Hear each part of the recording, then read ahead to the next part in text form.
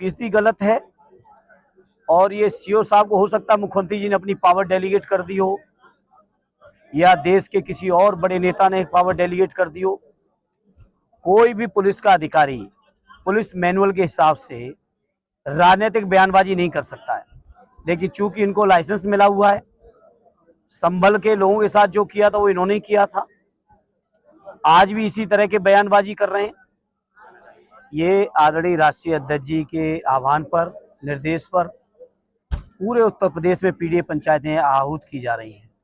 उन पंचायतों के माध्यम से जो उत्तर प्रदेश की सरकार योगी जी की हो या केंद्र में मोदी जी की सरकार हो, पिछले कई सालों से जो अन्याय, अत्याचार, उपेक्षा, शोषण हो रहा है पीडीए परिवार के लोगों के साथ, उस पर हम लोगों के बीच में जाके अपनी बात को रख रहे हैं। उसी परंपरा में आज ये सगड़ी का ये कार्यक्रम है।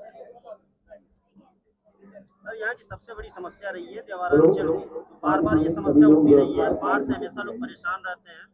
देखिए, लगातार इस समस्या के प्रति हम लोग जागरूक हैं, और मुझे याद है जब मैं यहाँ से सांसद चुन के गया और पहला सत्र मुझे मिला, उस सत्र में भी देवांचल की बाढ़ की समस्या को मैंने उठाया, और मैं वादा करता हूँ इस क्षेत्र के लोगों से, उठाता तो लगातार रहूंगा, लेकिन ये बीजेपी के लोग जो सौतेला व्यवहार कर रहे हैं आजमगढ़ के साथ, जो सौतेला व्यवहार कर रहे हैं समाजवादी इलाकों के साथ, इनसे हमें उम्मीद तो कम है, लेकिन आवाज कमजोर नहीं होने देंगे।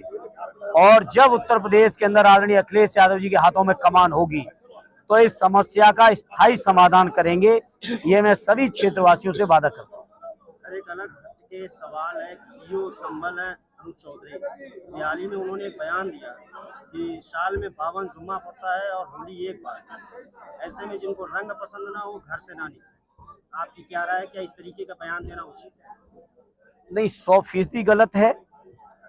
और ये सीओ साहब को हो सकता है मुख्यमंत्री जी ने अपनी पावर डेलीगेट कर दी हो, या देश के किसी और बड़े नेता ने पावर डेलीगेट कर दी हो। कोई भी पुलिस का अधिकारी पुलिस मैनुअल के हिसाब से राजनीतिक बयानबाजी नहीं कर सकता है, लेकिन चूंकि इनको लाइसेंस मिला हुआ है, संभल के लोगों के साथ जो किया था वो इन्होंने किया था, आज भी इसी तरह के बयानबाजी कर रहे हैं। तो ये योगी जी से पूछिए, भारतीय जनता पार्टी से पूछिए, उनकी सरकार में बैठे लोगों से पूछिए, आखिर इतने अनुशासनहीन अधिकारी उनकी सरकार में क्यों सरवाइव किए जा रहे हैं, क्यों उनको प्रमोशन पे प्रमोशन या उनके पीठ पे हाथ रखा जा रहा है। 2024 में पीडीए का असर दिखा गया, तो क्या माना जाए 2027 के चुनाव में पीडीए का मुद्दा रंग लाएगा?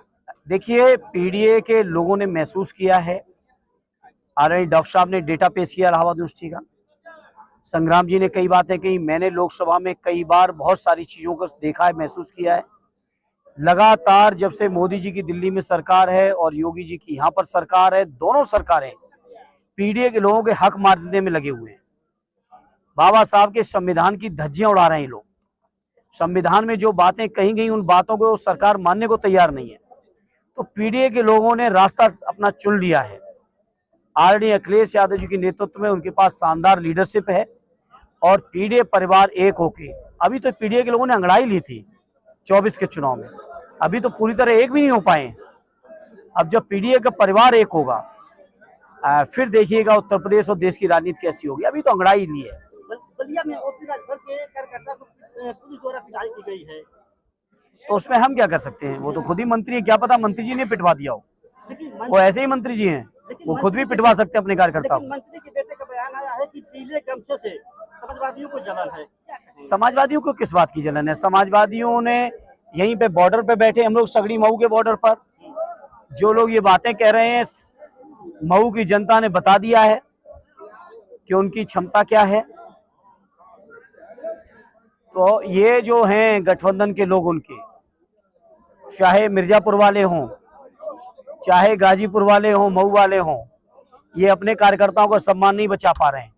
और इसलिए नहीं बचा पा रहे हैं चूंकि ये पीडीए कैटेगरी के आते हैं, और लोग जानते हैं, पीडीए परिवार जान चुका है कि सबके सम्मान स्वाभिमान की रक्षा अगर कहीं होगी तो समाजवादी पार्टी में होगी, आदरणीय अखिलेश यादव जी के नेतृत्व में होगी। धन्यवाद।